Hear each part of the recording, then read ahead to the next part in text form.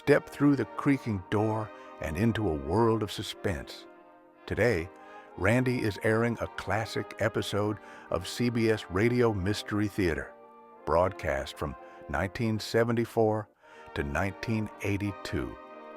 Carried by over 290 stations nationwide, it brought radio back to life with stories of mystery, suspense, and the supernatural.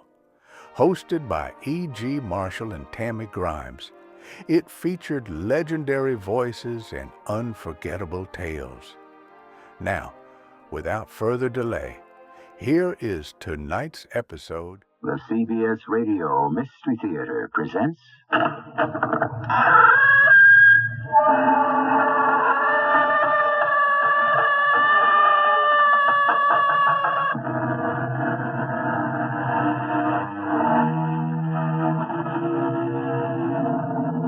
Come in. Welcome. I'm E.G. Marshall. Once again, we are fortunate enough to bring you an extraordinary tale from the pen of H.G. Wells. This, one of his stories from the classic Time Machine. Herbert George Wells, born over 100 years ago, had a bold, creative power that not only captured the spirit of the future, but has excited and stunned the millions who have been spellbound by his vision.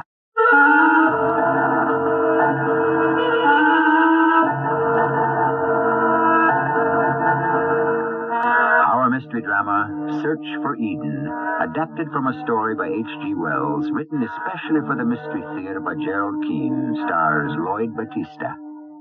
I'll be back shortly with Act One.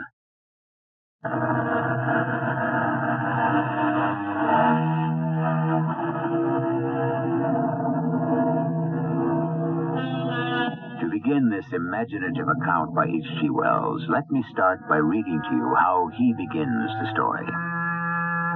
300 miles from Chimborazo, 100 miles from the snows of Cotopaxi, in the wildest wastes of Ecuador's Andes, there lies a mysterious mountain valley cut off from the world of men. But our story first unfolds in the city. Another beer, Eduardo? I might as well. Why not? Waiter, make that 2 beers. Carlos, I must be crazy sitting here in this street cafe. I've never accused you of being completely sane. I'm not joking. Here we sit, 2 mountain climbers on these uncomfortable little chairs at a dirty little table in a cafe in the middle of the noisiest, smelliest city in all Ecuador. Why are we here? What in the name of Saint Sebastian are we doing here? Drinking beer. Drinking beer. When we should be on some high mountain. But to enjoy our profession, one needs money. And while there is beauty on a mountain path or clear water in a brook, there's no money in it. Money? I despise it. I've noticed that about you, Eduardo. That's why you're always at the racetrack or with the moneylenders or gambling. My old friend, I know you. You'd do anything for money. Maybe what I hate is not having it. All our equipment needs repair. The cleats of my boots are worn down, useless. Our rope's too heavy. We need a new lightweight kind. I'm not even mentioning a whole new set of pitons. But we don't belong in the city. We'll agree to that. You haven't heard a word I said. This is where the money is. At sea level. This is where you find the tourists. At the Excelsior Hotel, there is a Mr. and Mrs. John Murray from San Francisco. San Francisco, USA? Don't interrupt. Mr. and Mrs. Murray are looking for a guide. They wish to climb the Andes. Not all the Andes, just the nearest. And how do you know all this? I've already talked to them. Tomorrow morning, you and I together will meet them. Is this definite? Who do you think is paying for these beers? Mr. and Mrs. Murray.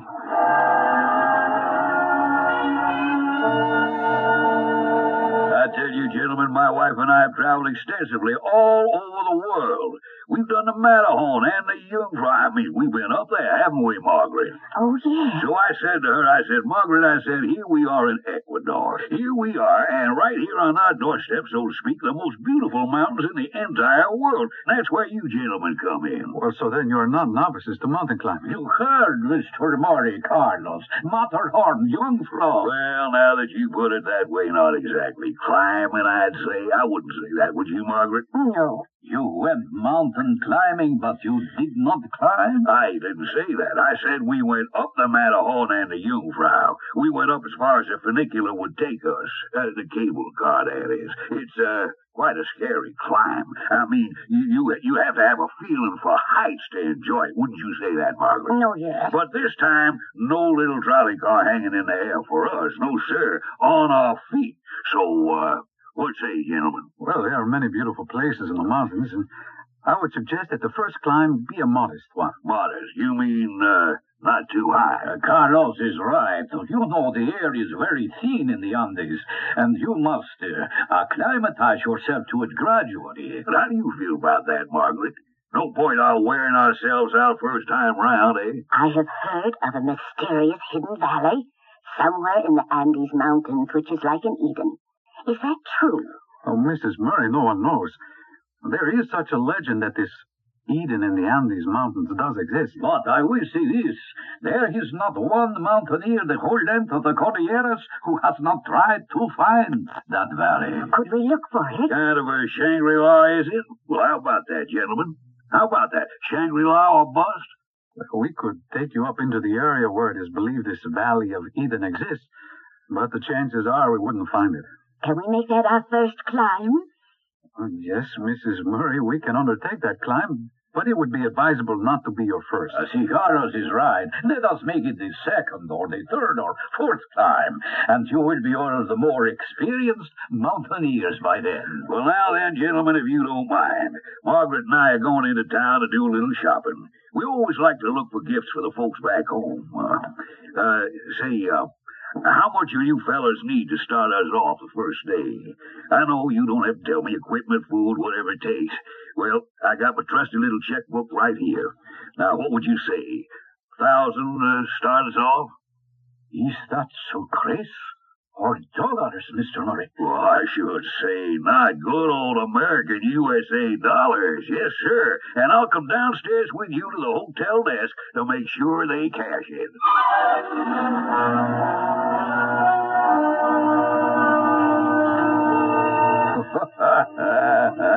There is nothing like being rich. Oh, in the 10 years we've climbed together, you spent 9 of them talking about money. I have. I know I have. That is because I never had much. Did you notice the size of that diamond Mrs. Murray was wearing? Oh, it flashed like the lighthouse at Guayaquil. I saw it. You never stop, do you? You can talk about the love of mountaineering and let them believe there is an Eden somewhere which everyone has been looking for since the Incas. But I climb for money. Eduardo, just suppose, if you and I could find that valley, farmlands, peace, like the beginning of civilization, unspoiled, what would you do? Oh, Carlos, to tell you the truth, I don't know if at my age I could appreciate such a place. I could give up all this so-called civilized life like that. If I were to find that Eden, I would never come back down the mountain. You forget one thing, my boy. So you find this Eden, this garden, then you are like Adam. But what good is this Eden to you, Adam, without an Eve? Nah, come. Let us finish our drinks and go to the stores and buy the best of climbing gear they have to sell.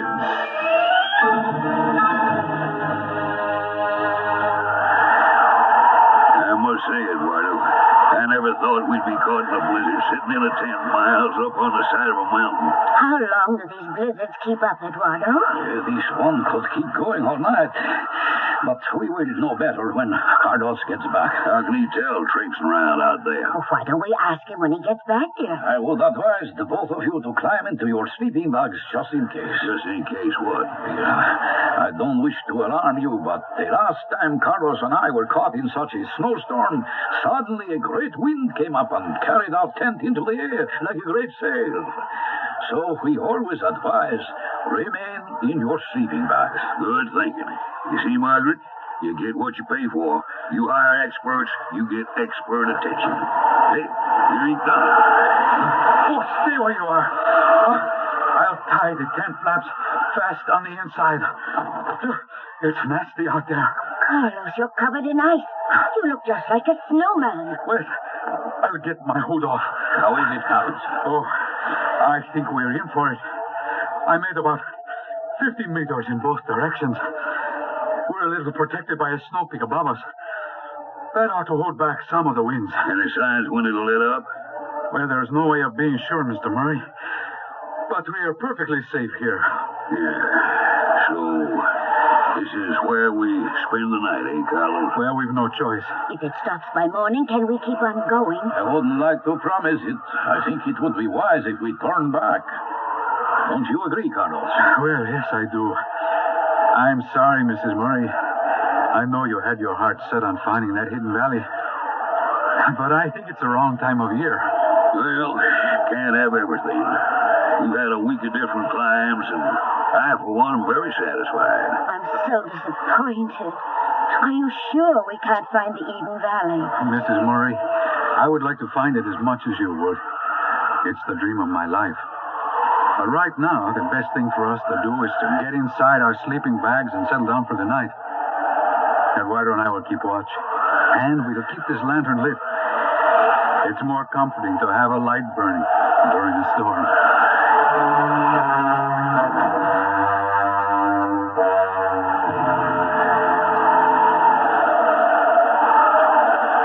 Eduardo, is that you? Shh. Go back to sleep, Carlos. What are you doing? Just making certain all the packs are secure. I saw something flashing in your hand. What do you have there? It is nothing. Now, be quiet or you will wake up Mr. and Mrs. Murray. I'm getting up. Eduardo! Let go of me. You're twisting my arm. Give me. What's in your hand? I will not give you. Eduardo, you're stealing. We'll never visit what is one little diamond to a woman who has all that money. What is that? What is that noise? It is nothing. Nothing. It is something. An avalanche. An avalanche. I'm going outside to see which way it's heading. Eduardo, keep everyone here. It's coming from the snowpack.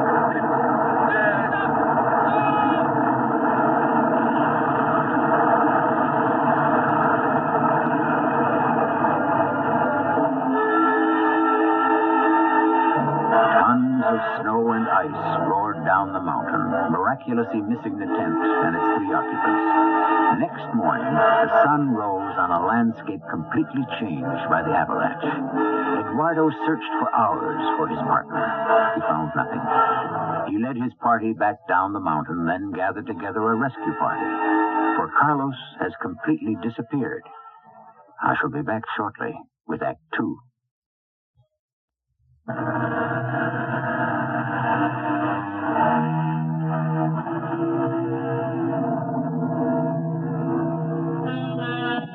To paint the scene for us, let's turn again to the author of this tale, Mr. H.G. Wells, who tells us that the mountaineer fell 1,000 feet and came down in the midst of a cloud of snow upon a deep snow slope.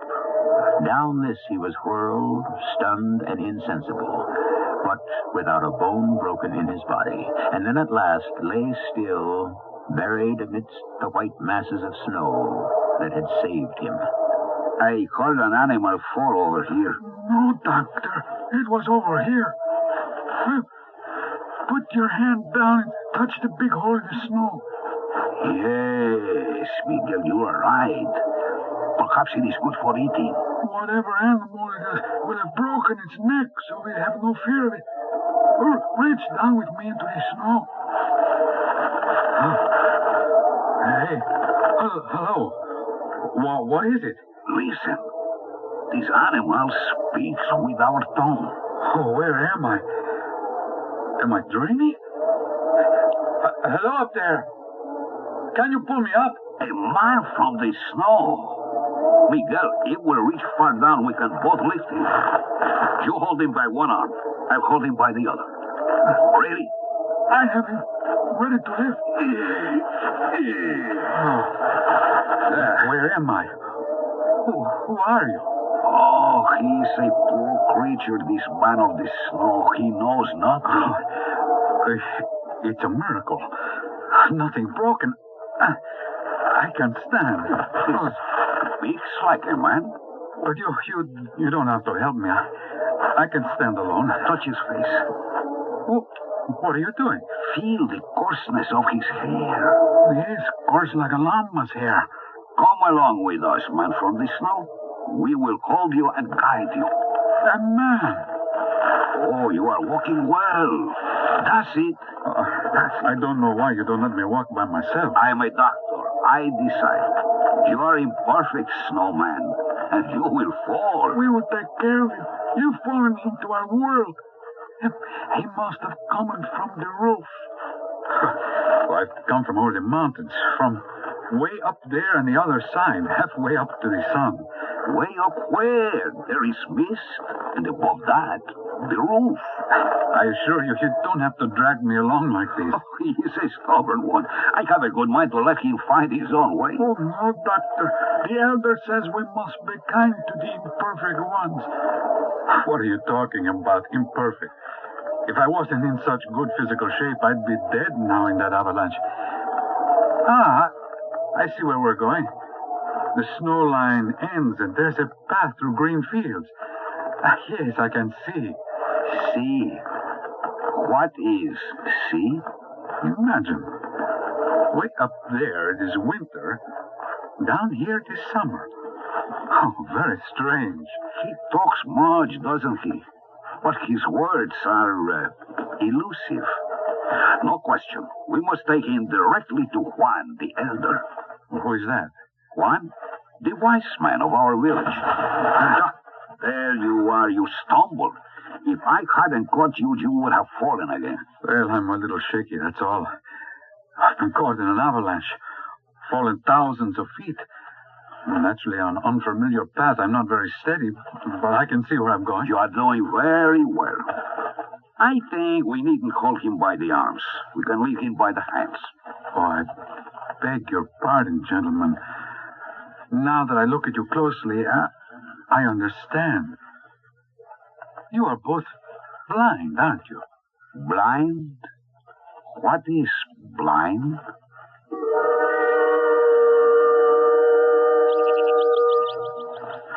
Oh, we've walked a long ways. It's beautiful, and your little village is most quaint. But I don't understand why the houses have only doors and no windows. Do you know what he's talking about, Doctor? It does not matter. One can't pay attention to every aberration of the mind. Well, why are we standing in front of this big cave at the end of your big street? Go in, snowman. You first. In there is Juan, the elder. It's so dark in here.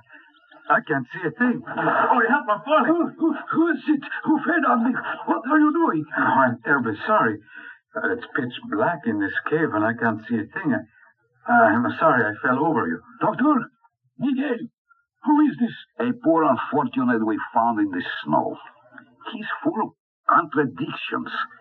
He says he can see, or now he says he cannot see. Sit up, you. I'd be glad to. I don't understand why you're here in the dark. What means dark? Of course. So stupid of me. I beg your pardon. You, Juan the Elder, you are also blind. I am so sorry. You see what craziness he talks, Juan? Leave us, Doctor. And thank you for bringing him to me. I wish to talk with this man. You say your name is Carlos. Well, yes, I'm a mountaineer. Last night, or it may have been the night before, I was caught in an avalanche. I was carried miles and miles and then dropped in a snowbank not far from here. So by the grace of God, I am alive. May I call you Juan? By all means, Carlos. I cannot see your face in the dark, but your voice is warm and comforting. It is my voice, sounds to our ears, touch to our fingertips, that we know one another. So you cannot see either, Juan. You are also blind. Try to explain to me what is this sea.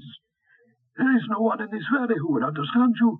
Sound and touch, yes, and smell and taste, yes, that we know.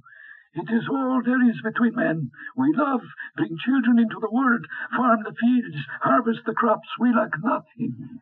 Your whole village uses only their fingertips and their voices to know one another? Young man, there is no other way. Ah, so you are all blind. Give me your hand. I will guide it to the edge of a post of wood that has always been in the center of this cave. Can you feel it? Yes, I can. Now, as you move your hand, count the cuts in the wood. Go on. 2, 4, 5, 7. Yes, go on. 12, 13, 14. 14 generations have left their mark there. 14 generations have kept together, farming, weaving, building, all by sound and by touch. There is nothing else. Good Lord. This is the country of the blind. Ah, Carlos, I am asking too much of you. You have fallen from great height, and you said your brain is, of course, somewhat muddled. One can expect that. No, do not draw away. I put my hands to your face. This is your nose, yes? We have noses too. But here I feel strange, feather-like things on either side of your nose. Those are eyelids. A little hairs on them to keep the dust away from... Oh, it's no use. I can feel the little hairs. They move so fast, these eyelids. And there is a lump under each one. Those lumps are my eyes. Eyes? Oh, they are what I see with. We will be kind to you, Carlos. We are a good people. We shall make space for you to live and give you food. And perhaps you will work in the fields with everyone else. Living there in that dark cave? Oh, no. This is the village meeting place. My daughter, Eva, will show you 2 quarters of your own. Eva, will you come out, please? Are you always this kind to strangers? There have never been strangers. You were the first visitor in 14 generations. But because a man comes to us from the snow, a man who is not whole, who has deformities of the face, or talks in meaningless gibberish, we will not send him away. You are welcome here. This is my daughter, Eva. Eva, this is Carlos. He came with a snowfall. An avalanche dumped him into our valley. You will make sure he has a place to sleep and food to eat. Yes, Father, I shall. You are Eva? And you are Carlos. Oh, your hair is the same color as mine. Color? What is color? Well, you have brown hair. So have I. Is brown hair something special? I knew it is, Eva. You said that in a nice way. You must have had a nice thought with it. The sound of the voice tells the feelings in the heart. You turn here, Carlos. But how do you know?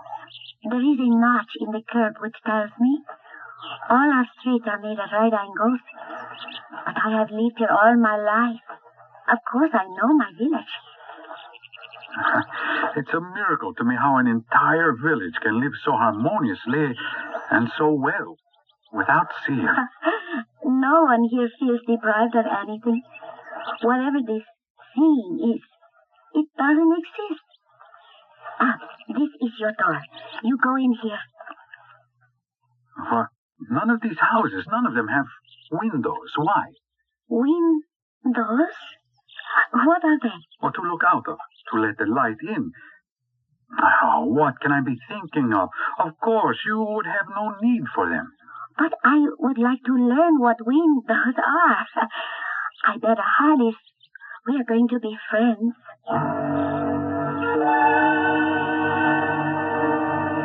I have brought you a bowl of llama's milk and some salted bread. Why are you up here on the steps, Carlos? Well, it was too dark inside a little house. Besides, I love to watch sunsets. What is this dark that you don't like? This time of day, when the tiny animals make their music, I like it too. You say day, Eva, but to you, what difference is there between day and night? Oh, a great deal. Night, animals sleep, we sleep. The earth becomes cool. You know, I'm sitting here, and I can see the golden red color of the sun going behind that mountain in the sky, going from light to deep blue to purple. Oh, and I am sad that such a beautiful girl as you has never seen it. I wish you would stop. We have been kind and welcomed you, and your mouth is filled with untruth and lies and words that bring out the anger in me. There are no mountains. The end of the rocks where the llamas graze is the end of the world. Oh, no. And over all of us is a smooth roof of stone from which the dew and the snow and the rain fall. Eva, it isn't so. There is a sky millions of miles high and clouds and stars and a moon all turning in space as we are. No. There is no roof. The world is a round ball spinning in a limitless void. Stop it. I won't hear any more. How can you lie like that? I won't listen to you anymore with your made-up words that make me so angry. No, all right. I had better go to see your father again. He's a man of learning. He's my only hope. Please, Eva, lead me to him. Eva tells me you are filling her ears with strange talk. Unfamiliar, perhaps, but not strange. Do you remember telling me I was the only stranger who had ever come here? Think back and tell me, did anyone ever leave this valley? Oh, yes. Years ago, I am told, at the time of my grandfather's grandfather, men walked beyond the rocks where the llamas graze, and they must have fallen over the edge, who knows where. Oh, they didn't die.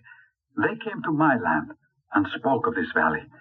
They called it Eden, after a garden where man first lived.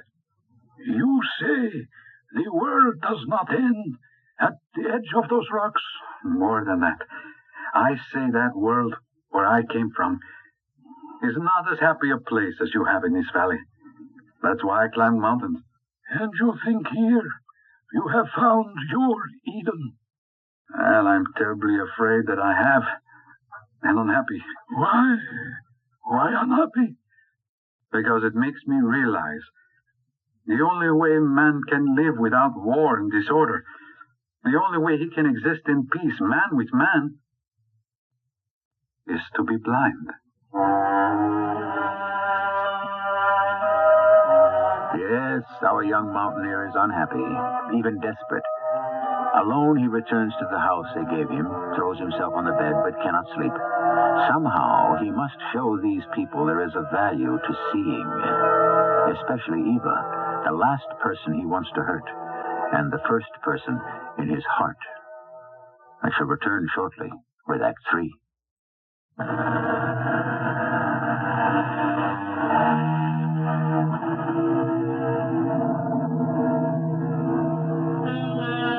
The country of the blind, H.G. Wells calls it.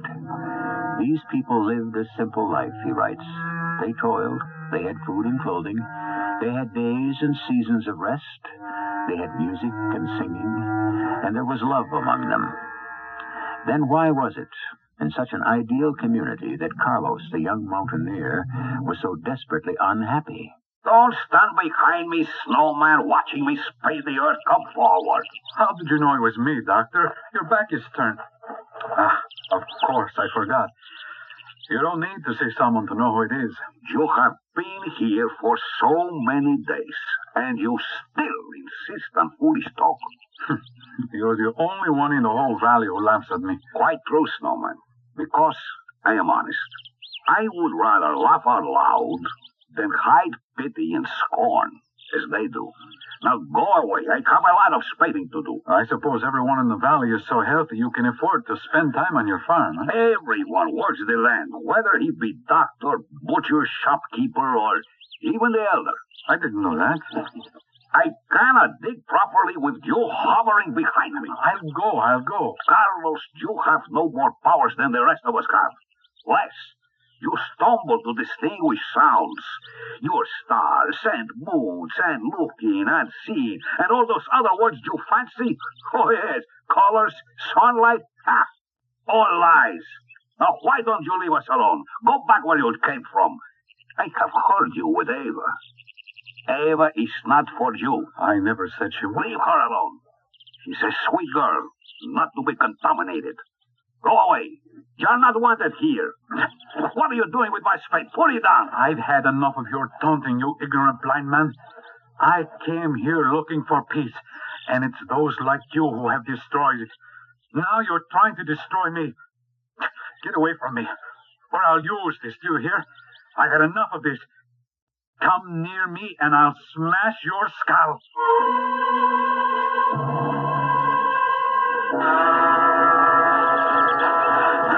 I must get away from him. Be by myself and think. Otherwise, I can't be responsible. Oh, man! Give me back my spade! Carlos! Carlos! Come back! I see them all. A whole village of men. Do they think I'm stupid? They're circling around me. Snowman! Give me back my spade, Snowman! My name is not Snowman. My name is Carlos. Snowman, we're coming! Put down the spade, Carlos! Juan, don't you understand? Tell them to go away and leave me alone. Snowman! We've come to take the spade from you. You will hurt yourself. Oh, man! Crazy Snowman! You can't see me. Any of you, you stupid blind bats. But I warn you, I am swinging this spade about my head. And if anyone comes any closer, they will be hit. Do you hear me? You will do as we say, Snowman. I'm going to do what I like in this valley. Do you understand? I am going to do what I like and go where I like.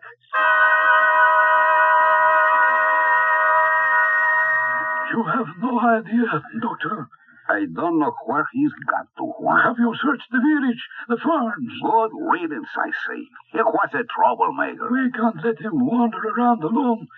Suppose he comes to the end of our world, to the rocks, and falls to his death. So? Carlos is a human being.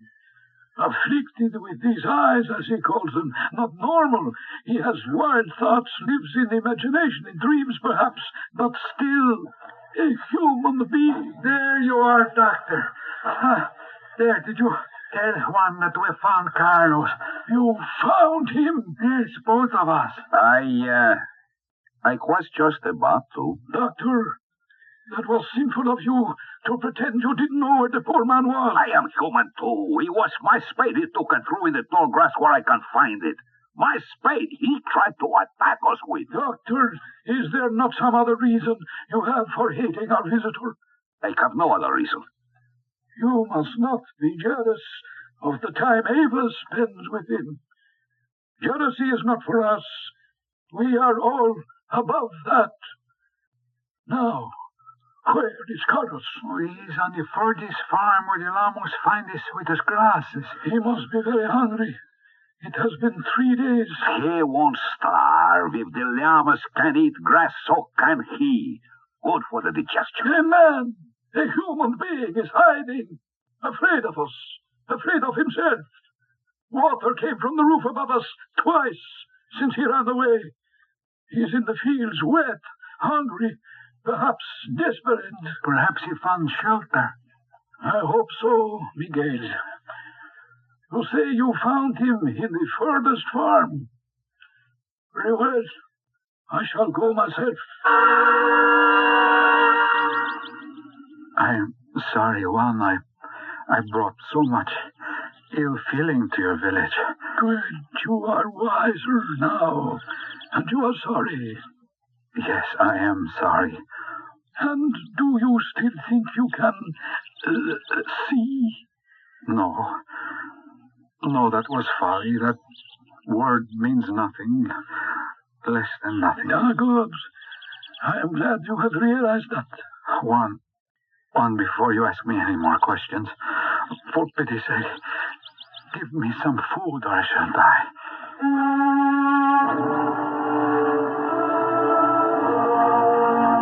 Father, may I speak with you? Yes, daughter, what is it? It is about our visitor, Carlos. He has found his place in our land. I know. I hear good reports in the many, many months that have gone by. You have? Since the harvest, every day, he has gone into the fields and gathered up the hay. I'm glad to hear that. I am glad his madness has passed. He no longer talks about wild things. I would be untruthful if I said he does not. Oh? But only to me. To all the others in the village. He is one of us with the same belief, the same truth. But, Eva, there are not two truths. I caution you, see less of Carlos. He is not yet quite well. That is what I came to tell you, Father. He has asked me to marry him. What can I do? Ah, my dearest daughter. I know he has delusions, but they are getting better. Whenever he fears the approach of anyone in the village, he says everything that they think is right. I don't know what to say. I have always believed in following one's heart. He loves me. And, Father, I love him. Doctor, did you examine him as I asked you to? I did, yes. He came to my house yesterday. And what is your opinion? I would say his case is clearer to me now. And? I think, very probably, he might be cured. That is what I have always hoped. His brain is affected. And what affects it? Those two lumps on his face, which he used to call eyes. I have not heard him mention them in a long time. No, he does not. And that is why I think there's hope. My conclusion is those eyes and what he calls eyelids are diseased in such a way as to affect his brain. How extraordinary. I have arrived at that conclusion because those eyelids, in moving as they do rapidly, cause his brain to be in a state of constant irritation and distraction. But you say there is a cure. Let me say, with reasonable certainty, that in order to cure him completely, all we need to do is a simple surgical operation. Namely, to remove the irritant bodies. And then Carlos will be completely sane. Perfectly.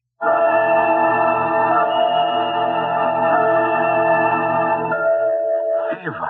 I have come out to the field to talk to you. Well, did anyone see you? No, no one. Let's sit here. The high grass will hide us. Carlos, dearest, I have told my father that we wish to be married. You did? But when? Oh, several days ago. What did he say? It was he who had the doctor send for you and examine you. He was still a little worried that you were not completely like the rest of us. Would you want me to be? I don't know. But my father would. So he had you examined and then sent for the doctor. Oh? He has told Father that what you call your eyes could be removed and that you would be completely sane. Oh, remove them? Is that what you wish? To have my sight taken from me? Our marriage would be assured, my darling. Father says so. Take away my gift of sight. Well, you haven't spoken of it that way in a long time. Ava, my world is sight. I pretend it isn't so, but we both know it is. I want to be your wife. What of all the beautiful things I would see no more? The flowers, the far sky with its drifting down of clouds, the sunsets and the stars. And there's you, Ava. For you alone it's good to have sight. To see your sweet, serene face, your dear face, your beautiful hands folded together. Don't say those things to me. Instead, you offer me night and blackness. All I'm left with is to touch you, hear you, never see you again, imprisoned under that roof of rock and stone and darkness. Would you have me do that? I want so much to be your wife, Carlos. Oh, dear Carlos. Oh, Lord in heaven, help me. Oh, dearest heart, you will not be hurt, and you will go through all this for me. You will. I swear to you, my loving Carlos. Then we shall be happy forever. And when must this take place? Tomorrow. Oh, so soon. Yes. Tomorrow, then? I shall see no more. I must go now until follow the wonderful news. Ava. Yes? I wanted to look at your face once more. To remember.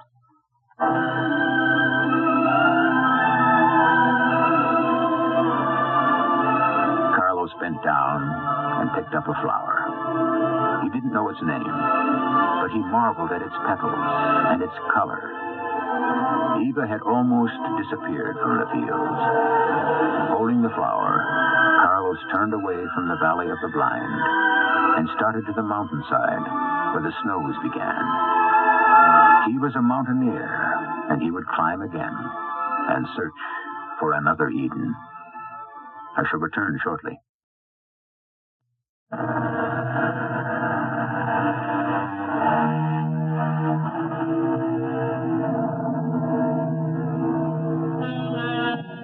Whether one tries to surmount cliffs of stone, ice, or avalanches, or the hurdles of life below, we're all mountaineers. The quest for tranquility is in every heart. Rudyard Kipling, a friend of H.G. Wells, described our search when he wrote, "Something hidden, go and find it. Go and look behind the ranges. Something lost behind the ranges, lost and waiting for you. Go." Our cast included Lloyd Battista, Evie Juster, Jackson Beck, and Ian Martin. The entire production was under the direction of Hyman Brown. This is E.G. Marshall inviting you to return to our Mystery Theater for another adventure in the macabre. Until next time, pleasant dreams.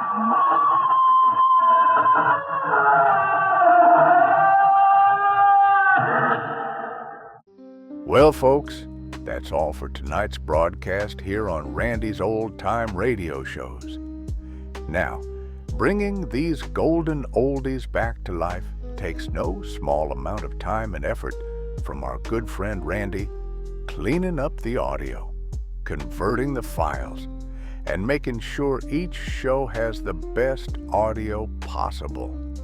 If you've enjoyed the program and you'd like to help keep these classics on the airwaves night after night, why not consider a small donation? Every penny goes straight to supporting Randy's work and helping this channel stay on the air. You'll find the links down in the description below. And for those of you kind souls who've already given, Randy tips his fedora to you. Your support truly keeps this old radio spirit alive. Thanks ever so much. And until next time, keep those dials tuned and keep the memories rolling.